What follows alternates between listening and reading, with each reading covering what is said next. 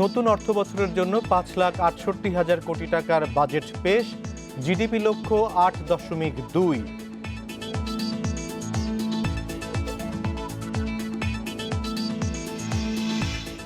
করোনায় আরও 37 জনের মৃত্যু, 24 ঘন্টায় 3,187 জন নতুন করোনা রোগী শনাক্ত।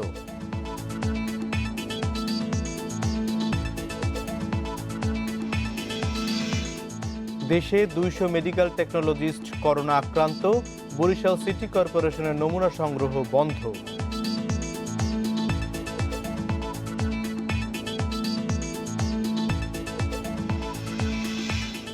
খুলনা ও ফেনী জেলার কিছু এলাকা লকডাউন, ফার্মেসি ও নিত্যপণ্যের দোকান ছাড়া বন্ধ সবকিছু।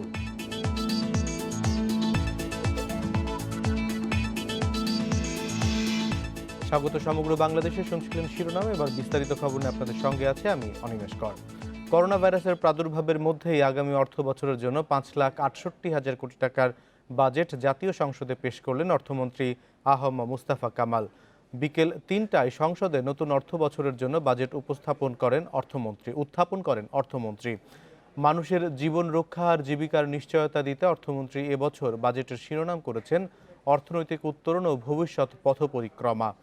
আগামী অর্থ বছরের জন্য জিডিপি প্রবৃদ্ধির লক্ষ্য ধরা হয়েছে 8.2%।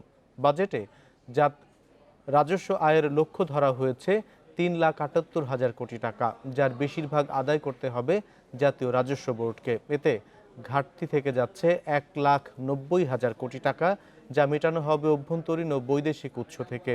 এবার বাজেটে করমুক্ত আয়ের সীমা বাড়িয়ে 3 লাখ টাকা করা হয়েছে।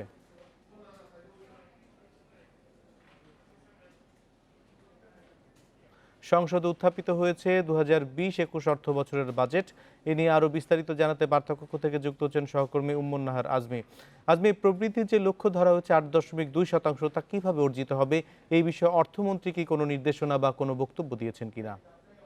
আসলে 8.2% লক্ষ্য কিন্তু প্রবৃদ্ধির এই চলতি অর্থ বছরেরও ছিল সরকারের অর্থমন্ত্রী কিন্তু চলতি অর্থ বছরও একই লক্ষ্য ধরছেন এবং এই করোনা ভাইরাসের প্রাদুর্ভাবের মধ্যেও কিন্তু অর্থমন্ত্রী বেশ আশাবাদী যে 8.2% জিডিপি প্রবৃদ্ধি লক্ষ্য অর্জন করতে পারবে বাংলাদেশ।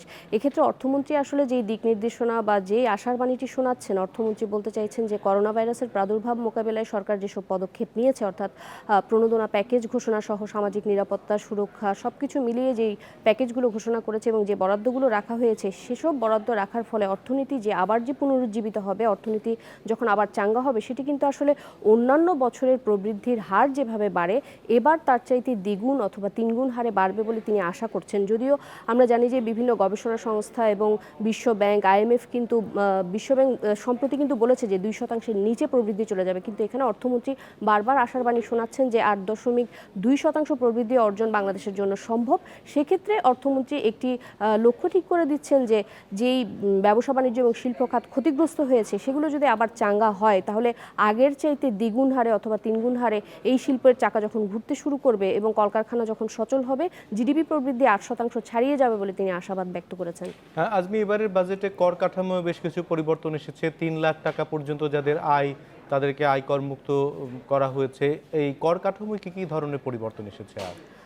হ্যাঁ, এবার কিন্তু আসলে অর্থমন্ত্রী বলেছেন তার বাজেট বক্তৃতায় যে মুজিব বর্ষের উপহার তিনি দিয়েছেন এই আয়করের ক্ষেত্রে ছাড় দেওয়ার ক্ষেত্রে। আগে যেটি 2.5 লাখ টাকা পর্যন্ত ব্যক্তির করমুক্ত আয়ের সীমা ছিল, সেটি এখন 50,000 টাকা বাড়িয়ে 3 লাখ টাকা করা হয়েছে এবং নারী করদাতাদের ক্ষেত্রেও কিন্তু 50,000 টাকা বাড়ানো হয়েছে। এক্ষেত্রে আমরা আরও কিছু কর কাঠামোয় পরিবর্তন দেখেছি। কর্পোরেট করের ক্ষেত্রে বিভিন্ন ছাড়ের প্রস্তাব আসলেও আসলে কর্পোরেট করে কিন্তু অর্থমন্ত্রী তেমন কোনো হাত দেননি। যদিও যেসব পুঁজিবাজারে তালিকাভুক্ত নয় এমন কিছু প্রতিষ্ঠানের ক্ষেত্রে 2.5% কর ছাড় দিয়েছেন তিনি, এবং করের যে স্ল্যাবগুলো আছে সেক্ষেত্রেও কিন্তু কিছু পরিবর্তন আছে, অর্থাৎ যেগুলো আগে 10% ছিল সেগুলোকে 5%-এ নামিয়ে আনা হয়েছে। এছাড়া আরও অনেক ধরনের কর ছাড় দেওয়া হয়েছে। যদিও সম্পূরক শুল্কের ক্ষেত্রে আমরা কিছু পরিবর্তন দেখছি, অর্থাৎ কিছু আমদানি করা পণ্যের ক্ষেত্রে অর্থমন্ত্রী কিছু প্রস্তাব করেছেন যেসব পণ্যের আসলে দাম বাড়বে। আমরা পুরো বাজেট বক্তৃতাটি যখন হাতে পাবো, তখন কিন্তু আসলে আরও বিস্তারিত আকারে বলা সম্ভব হবে। আপনাকে অনেক ধন্যবাদ আমাদের সঙ্গে যুক্ত হওয়ার জন্য। নিত্যপণ্যের দাম সহনীয় রাখতে এবারের বাজেটে প্রয়োজনীয় দিক নির্দেশনা চান সাধারণ মানুষ। তাদের প্রত্যাশা, শিক্ষা, বাসস্থান সহ জীবন ধারণের ব্যয় কমাতে ভূমিকা রাখবে এই বাজেট। এছাড়া করোনা পরিস্থিতির কারণে স্বাস্থ্য খাতকে সবচেয়ে বেশি গুরুত্ব দেওয়া উচিত বলে মনে করছেন তারা। বিশেষজ্ঞরা বলছেন, সুফল পেতে বাজেট বাস্তবায়নে নজর দিতে হবে স্বচ্ছতা ও জবাবদিহিতার ওপর।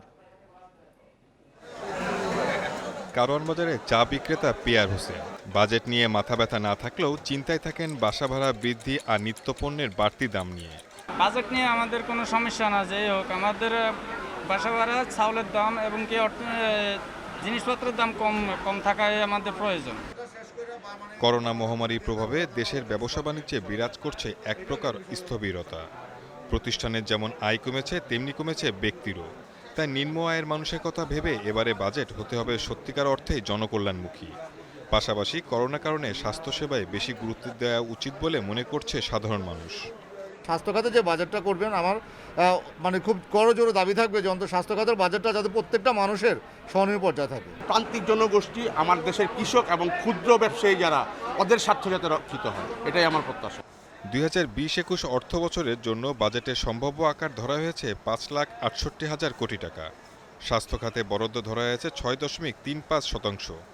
বিশ্লেষকরা বলছেন, করোনা সংকটের মধ্যে অর্থনীতি চাঙ্গা রাখতে বাজেট কতটা জনকল্যাণমুখী হবে তা নির্ভর করছে বরাদ্দ ও বাস্তবায়নের সমন্বয়ের ওপর। সতর্ক থাকতে হবে অর্থ ব্যয়ের ক্ষেত্রে, নিশ্চিত করতে হবে স্বচ্ছতা ও জবাবদিহিতা। যতটুকুই বরাদ্দ দেওয়া হচ্ছে স্বাস্থ্য খাতে, সেটাও যাতে যথাযথ ব্যবহৃত হয় এবং সে যথাযথভাবে যারা রোগীদের কাছে এবং যারা এই স্বাস্থ্য সেবা পাওয়ার জন্য যারা অপেক্ষা করছেন, অথবা সামনের দিনগুলোতে যারা স্বাস্থ্য সেবার জন্য যারা অপেক্ষা করবেন, তাদের জন্য কিন্তু যেন এই জিনিসটা পৌঁছে, সেই জিনিসটা আমাদের খেয়াল রাখতে হবে। বৃহস্পতিবার জাতীয় সংসদে 2020-21 অর্থ বছরের বাজেট পেশ করবেন অর্থমন্ত্রী আ.হ.ম মুস্তফা কামাল। Shahid Ahmed, independent news, Dhaka.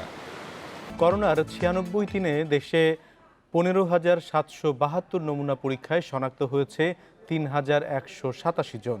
মৃত্যু হয়েছে আরও 37 জনের। এ নিয়ে করোনায় মৃতের সংখ্যা দাঁড়ালো 1,049 জনে। আর মোট শনাক্ত 78,052 জন। বৃহস্পতিবার স্বাস্থ্য অধিদপ্তরের নিয়মিত অনলাইন ব্রিফিংয়ে এসব তথ্য জানানো হয়। সারা দেশে আরও 3,187 জনের করোনা শনাক্ত হওয়ায় দেশে আক্রান্তের সংখ্যা 78,000 ছাড়ালো। পরীক্ষা বিবেচনায় শনাক্তের হার 20.21।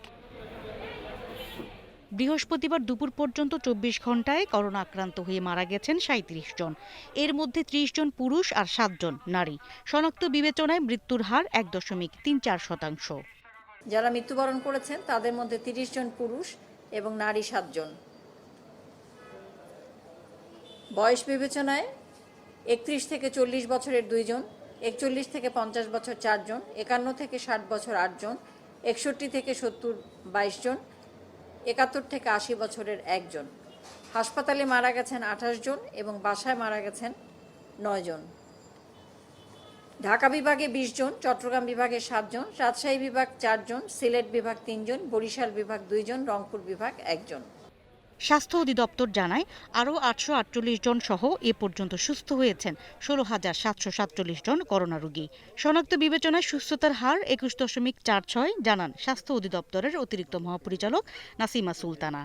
গত 24 ঘন্টায় যা পরীক্ষা হয়েছে তাতে শনাক্ত হয়েছে 3,187 জন। শনাক্তের হার 20.210 এবং এ পর্যন্ত শনাক্ত 78,052 জন। গত 24 ঘন্টায় সুস্থ হয়েছেন 848 জন। এ পর্যন্ত সুস্থ হয়েছেন 16,747 জন। শনাক্ত বিবেচনায় সুস্থতার হার 21.46%। স্বাস্থ্যবিধি মানা, মাস্ক পরা ও সামাজিক দূরত্ব নিশ্চিত করা, এই 3টি বিষয় নিয়মিত অনুসরণ করলে করোনা মোকাবিলা করা সম্ভব বলে জানিয়েছে স্বাস্থ্য অধিদপ্তর। Afroza Khatun, independent news, Dhaka. চট্টগ্রাম 8 আসনে আওয়ামী লীগের সংসদ ও চট্টগ্রাম দক্ষিণ জেলা আওয়ামী লীগের সভাপতি মোসলেম উদ্দিন আহমেদ সপরিবারে করোনা ভাইরাসে আক্রান্ত হয়েছেন। তার পরিবারের 10 সদস্যের শরীরে করোনার জীবাণু শনাক্ত হয়েছে। তার ব্যক্তিগত সহকারী মোহাম্মদ তারেক জানিয়েছেন, সংসদ সদস্য মুসলিম উদ্দিন ছাড়াও তার স্ত্রী শিরিন আহমেদ, মেয়ে, ছেলে এবং নাতিও করোনায় আক্রান্ত। এছাড়াও আক্রান্ত হয়েছে তার বাসার 2 সহকারীও। চট্টগ্রামে এ নিয়ে দ্বিতীয় কোনো সংসদ সদস্য ও তার পরিবারে করোনা ভাইরাস শনাক্ত হলো। এর আগে বাঁশখালীর সংসদ সদস্য মোস্তাফিজুর রহমান পরিবারের 11 সদস্য সহ করোনা আক্রান্ত হন।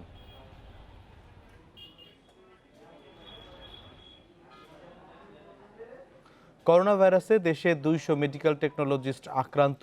হেলথ টেকনোলজিস্ট সমিতি বলছে, নমুনা সংগ্রহ পরীক্ষার মূল কাজটি করে থাকেন বলেই ঝুঁকিটা তাদের বেশি। এদিকে ঢাকার 2 সিটি কর্পোরেশনের প্রায় 8,000 পরিচ্ছন্নতা কর্মী স্বাস্থ্য ঝুঁকি নিয়ে কাজ করছেন নগরে।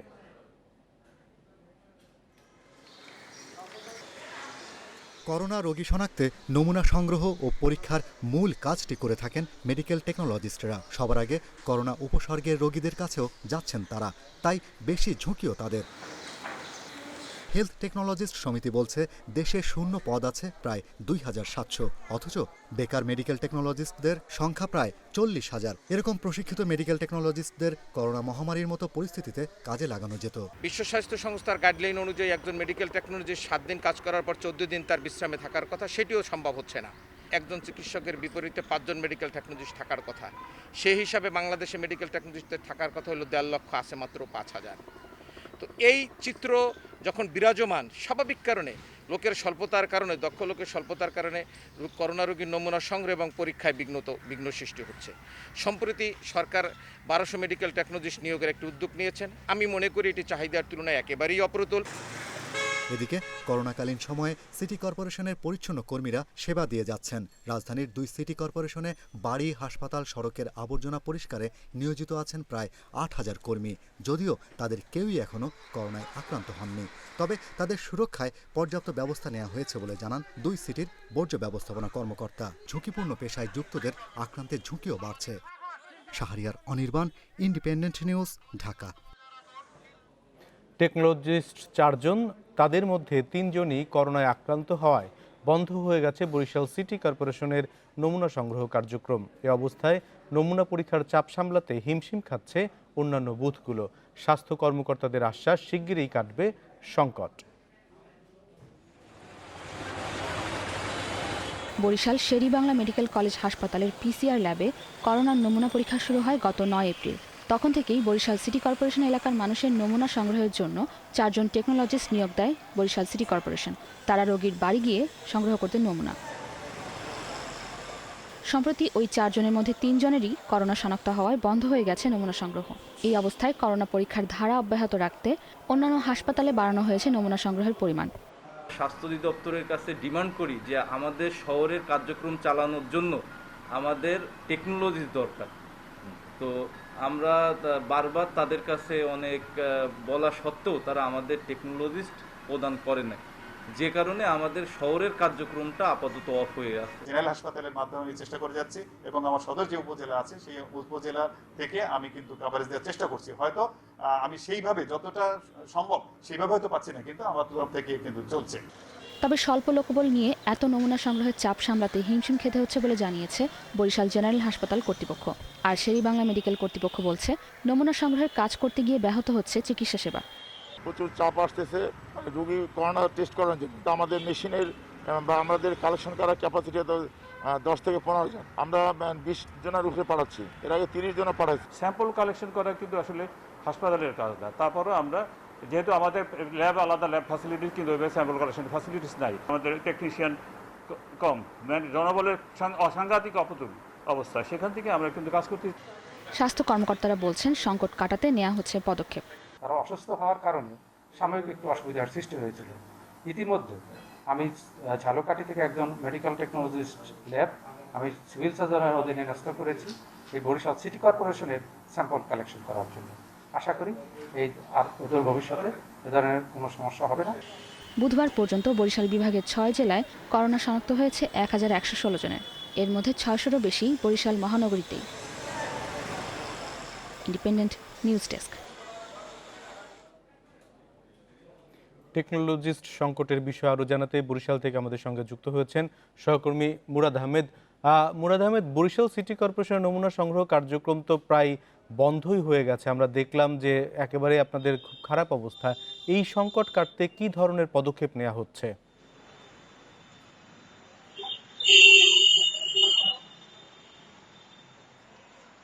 আসলে যদি পরিসংখ্যান দিক দিয়ে দেখি, তাহলে বরিশাল বিভাগে এই মুহূর্তে করোনার যারা পরীক্ষা করিয়েছেন নমুনা, তাদের মধ্যে প্রায় 1200 হচ্ছে বরিশাল বিভাগের 6 জেলার, এর মধ্যে বেশ কিছু পৌরসভা রয়েছে, উপজেলা রয়েছে 43, সবকিছু মিলে 1200। তার অর্ধেকেরও বেশি, অর্থাৎ 614 জন রয়েছেন এই সিটিতে। কিন্তু বিশ্বাস করুন, এই সিটির এই করোনা শনাক্তের যে অব্যবস্থা বা বন্ধ হয়ে গেছে, এ নিয়ে মাথা ব্যথা আমরা কারোরই দেখছি না। চলছে, এক একজন এক একটা লিঙ্ক তৈরি করে দিচ্ছেন। কি হচ্ছে যে সিটি কর্পোরেশনের এই নমুনা সংগ্রহ বন্ধ হয়েছে, সেটিকে আমরা লিঙ্ক করে দিতাম সদর হাসপাতাল থেকে। কিন্তু সদর হাসপাতাল আর আমরা যদি বলি শেরেবাংলা মেডিকেল কলেজ হাসপাতাল, ব্লু পয়েন্ট গুলো যেগুলো রয়েছে, সেখান থেকে এত সোজা নয় নমুনা পরীক্ষা করা, যতটা সিটি কর্পোরেশনের যে কার্যক্রম চালু ছিল তখন যেটা সম্ভব ছিল। সিটি কর্পোরেশনের বিষয় হচ্ছে যে জনপ্রতিনিধিদের দ্বারা পরিচালিত, তাই না? তো সেক্ষেত্রে যে কেউ অধিকার খাটিয়ে যে কথাটি বলতে পেরেছে, কেউ কিন্তু শেরেবাংলা মেডিকেল কলেজ হাসপাতাল কিংবা বরিশাল জেনারেল হাসপাতালে এই অধিকারটুকু খাটিয়ে তাদের নমুনা দিতে পারছে না। দেখুন, গত 7 দিন থেকে নমুনা দিতে ব্যর্থ হয়েছে চকবাজার এলাকার এক লোক। গত পরশু রাত থেকে আমাদের কাছে ধরা দিয়েছে। আমরা রিকোয়েস্ট করার পর গতকালকেও সে পারেনি, আজকে বরিশাল শেরেবাংলা মেডিকেল কলেজে তার নমুনাটি পরীক্ষা হয়ে গেছে। বিশেষ করুন, নমুনায় পজিটিভ আসবে না নেগেটিভ আসবে এটি কোনো বিষয় না, অন্তত পরীক্ষা করাতে পেরেছে, এতেই তার পরিবারে আমরা আনন্দের বন্যা দেখেছি। এটা স্বাভাবিক যে যদি পজিটিভ হয়ে যায় সেখানে আরেকটা আতঙ্ক হবে, কিন্তু সে তো জানতে পারছে, অন্তত পরীক্ষাটুকু করাতে পেরেছে, এই আনন্দ কিন্তু সবার মধ্যে থেকে তারা রীতিমতো শুকরিয়া আদায় করেছে। কিন্তু বরিশালে আর কোথাও এই ক্ষেত্রটি নেই। সিটি কর্পোরেশনের সেখানে যে পরিমাণ জনবল দরকার, সেই জনবল দেয়া হয়নি। যে জনবল অসুস্থ তারা ভালো হবেন, তারা সার্টিফাইড হবেন আবার যে না তারা করোনা মুক্ত, তারা কাজের উপযোগী হবেন, তারপর যদি কার্যক্রম শুরু হয়। ঝালকাঠি থেকে একজন আনা হয়েছে, এই একজনের কার্যক্রম হবে না। সিটি কর্পোরেশন কার্যক্রম চালাতে অন্তত কমপক্ষে 5 জন টেকনোলজিস্ট লাগবে এবং সেই টেকনোলজিস্টকে আনতে হবে। বরিশালের এই ভার্নারেবল অবস্থাটা, এই সিটির অবস্থা, বিশেষ করে সিটিতে গত 1 তারিখ থেকে 1 জুন থেকে এখন পর্যন্ত পার ডে রেশিও হচ্ছে 50, অর্থাৎ গড়ে 50 জন করে আক্রান্ত হচ্ছে। হ্যাঁ, এর আগের রেশিও আর বর্তমানে ধীরে ধীরে বাড়ছে। এইটুকু ফিল করতে হবে স্বাস্থ্য বিভাগকে, তারা এখন পর্যন্ত এটা ফিল করতে পারেননি, এটাই বাস্তবতা। আহমেদ, আপনাকে অনেক ধন্যবাদ। কক্সবাজারে করোনা আইসোলেশন সেন্টারের জন্য 50টি অক্সিজেন সিলিন্ডার এবং সরঞ্জাম দিয়েছে shrimp hatchery association of Bangladesh. সকালে হিল টাউন সার্কিট হাউসে সংগঠনের সভাপতি সংসদ সদস্য আশিকুল্লাহ রফিক জেলা প্রশাসকের কাছে সরঞ্জামগুলো হস্তান্তর করেন। জেলা প্রশাসক কামাল হোসেন জানান, করোনা পরিস্থিতির মধ্যে নিরবচ্ছিন্ন স্বাস্থ্যসেবা দেওয়ার লক্ষ্যে বিভিন্ন সংগঠন এগিয়ে আসছে। এরই মধ্যে কক্সবাজারে আইসোলেশনের সংখ্যা বাড়ানো হয়েছে। আইসোলেশন সেন্টারগুলোর জন্য অক্সিজেন সরবরাহের প্রয়োজনও বাড়ছে। এজন্য বিভিন্ন সংস্থাকে মানবিক এই কাজে এগিয়ে আসার আহ্বান জানান তিনি। আজ থেকে ফেনী ও খুলনার কিছু এলাকা লকডাউন করা হয়েছে। ফার্মেসি ও নিত্য প্রয়োজনীয় দোকান ছাড়া সব ব্যবসা প্রতিষ্ঠান বন্ধ। সকাল থেকে ফেনী জেলার 8 এলাকায় ব্যারিকেড দিয়ে চলছে লকডাউন কার্যকরের প্রচারণা। লকডাউন চলা অবস্থায় শহরে সপ্তাহে সোম ও বৃহস্পতিবার সকাল 8টা থেকে বিকেল 4টা পর্যন্ত নিত্যপণ্যের দোকান খোলা রাখা যাবে। আর সবজি, মাছ, কাঁচা বাজার সকাল থেকে দুপুর 12টা পর্যন্ত খোলা থাকবে। পাশাপাশি 24 ঘন্টা খোলা থাকবে ওষুধের দোকান। পরবর্তী নির্দেশ না দেওয়া পর্যন্ত লকডাউন থাকবে। এদিকে করোনা প্রতিরোধে খুলনার দিঘলিয়া উপজেলার সেনহাটি ইউনিয়ন লকডাউন করেছে জেলা প্রশাসন। এছাড়া ফার্মেসি ও নিত্য প্রয়োজনীয় দোকান ছাড়া বন্ধ রয়েছে খুলনার সব ব্যবসা প্রতিষ্ঠান।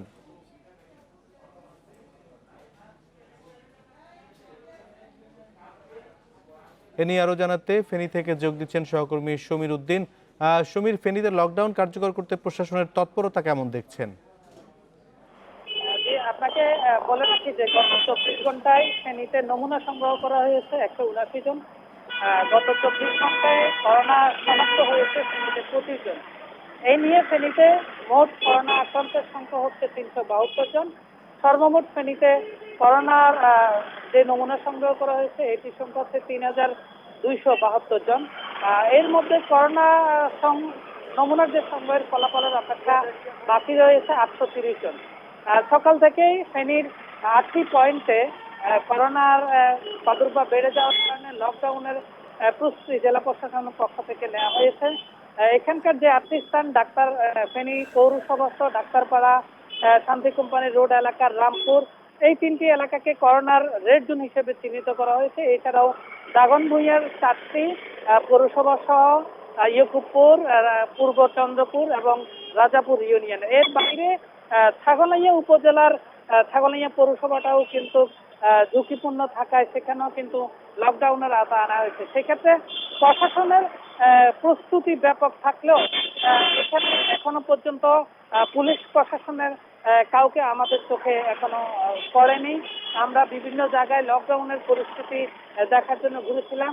প্রত্যেকটি স্পটে আসলে বাঁশ দিয়ে, লাল পতাকা দিয়ে এবং বিভিন্ন ব্যানার ফেস্টুন ঝুলিয়ে লকডাউনের নিশ্চয়তা করেছেন। এই ছিল ফেনীর কাছে ফেনীর করোনার।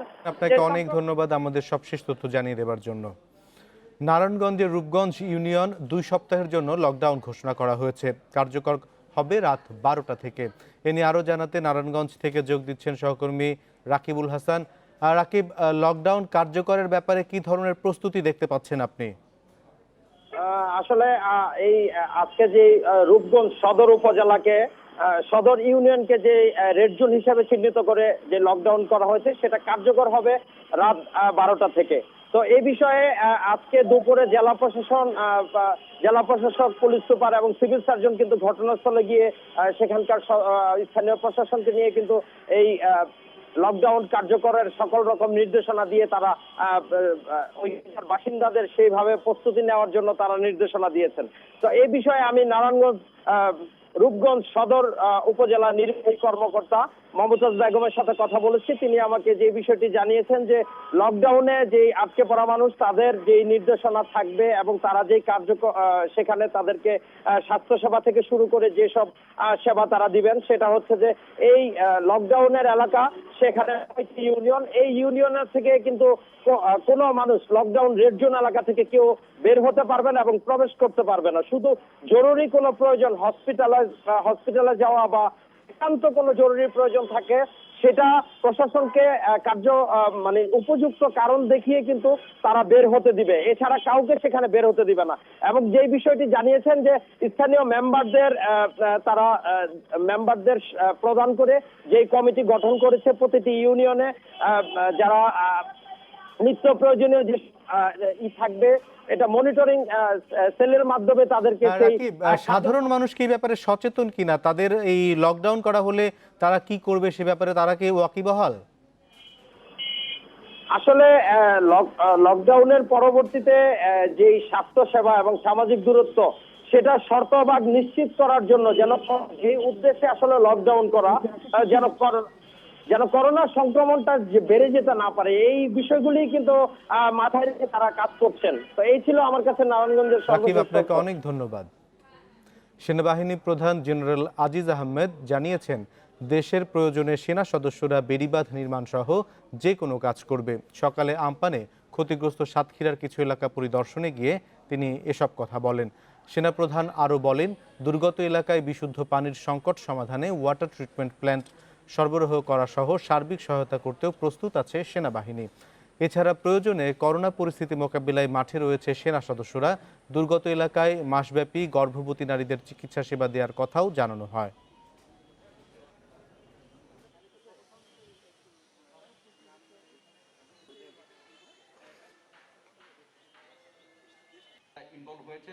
এবং পরবর্তীতে একটা লং টার্ম প্রজেক্ট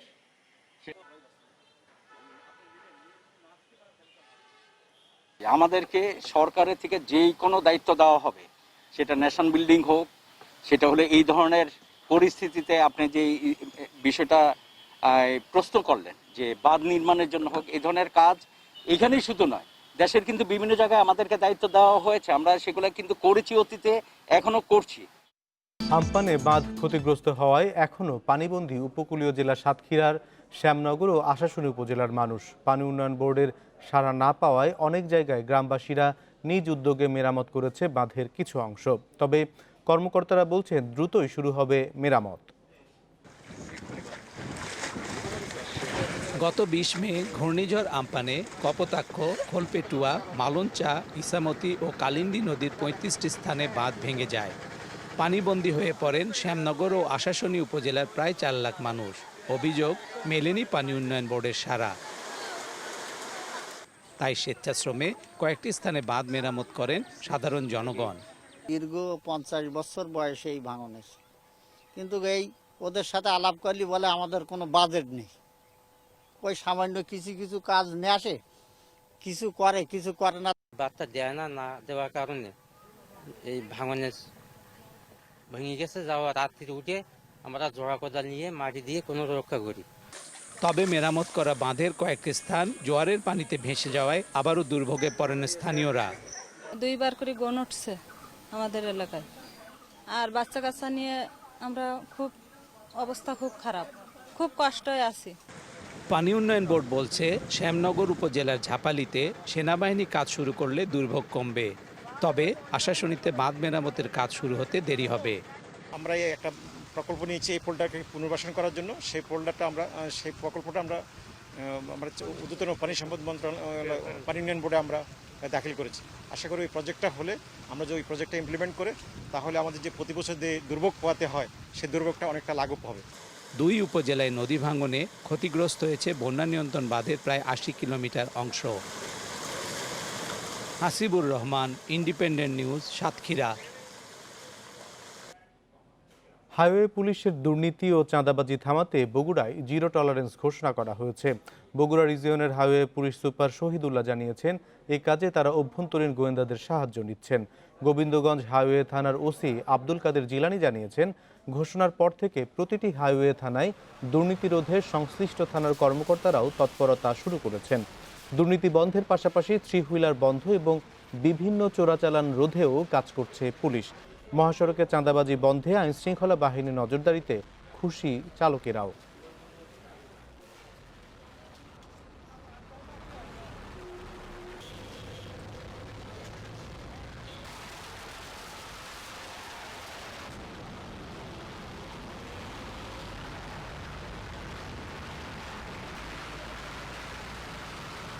কোথাও কোনো ধরনের যদি পরিবহন থেকে কোনো ধরনের চাঁদাবাজির সংবাদ পাওয়া যায় বা এরকম কোনো মেসেজ পাওয়া যায়, সঙ্গে সঙ্গে আমরা তাদের বিরুদ্ধে ঊর্ধ্বতন অফিসারদের আইন আমলে নিয়ে এসে, ঊর্ধ্বতন অফিসারের নজরে নিয়ে এসে আমরা তাদের বিরুদ্ধে আইনগত ব্যবস্থা গ্রহণ করব। কোনো স্থানে কোনো ধরনের চাঁদাবাজি বা কোনো ধরনের দুর্নীতির সাথে জড়ায়, আমার অনুরোধ থাকবে সরাসরি আমার সাথে আমার মোবাইল নম্বরে যোগাযোগ করে তথ্য প্রদান করার জন্য, এবং যেই দুর্নীতির সাথে জড়াবে এর দায়িত্ব তার নিজেকেই বহন করতে হবে। এই ছিল সমগ্র বাংলাদেশের আজকের আয়োজনে। ইন্ডিপেন্ডেন্ট টেলিভিশনের যে কোনো খবর আরও বিস্তারিত জানতে চোখ রাখুন ফেসবুক, ইউটিউব এবং টুইটারে।